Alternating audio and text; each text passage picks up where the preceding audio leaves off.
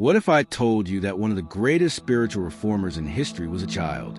A boy crowned king at just 8 years old, who tore down idols, led revival, and brought a nation back to God. This is the story of Josiah, the boy who changed a kingdom. He inherited a throne poisoned by wickedness. His name was Josiah, and his story? It's one of the most powerful revivals the world has ever known.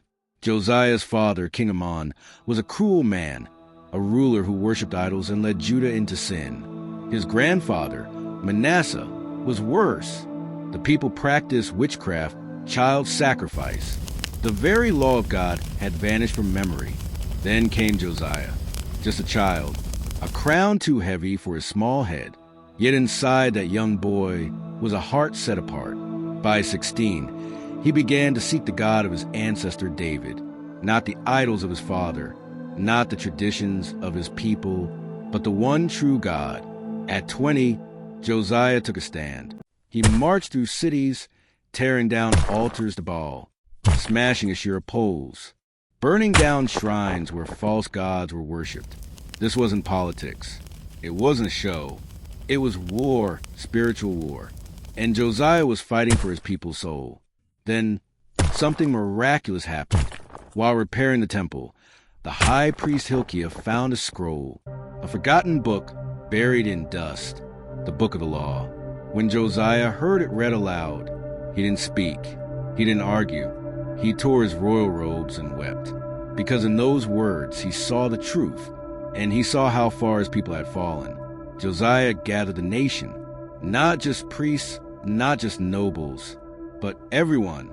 And there, in the heart of Jerusalem, he read the words of God aloud.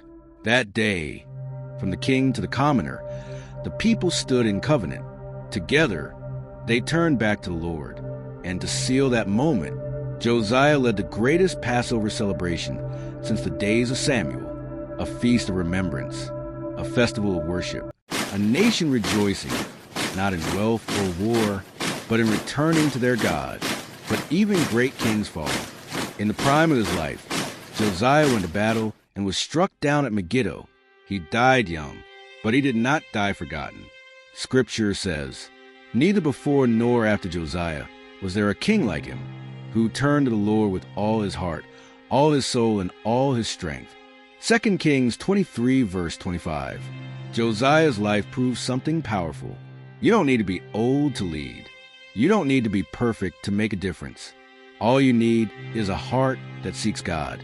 Because revival doesn't start in palaces. It starts in hearts. If Josiah's story moved you, like this video, share it with someone who needs a reminder that they, too, can change their world. And don't forget to subscribe to Verabel Stories, where ancient truth meets timeless hope.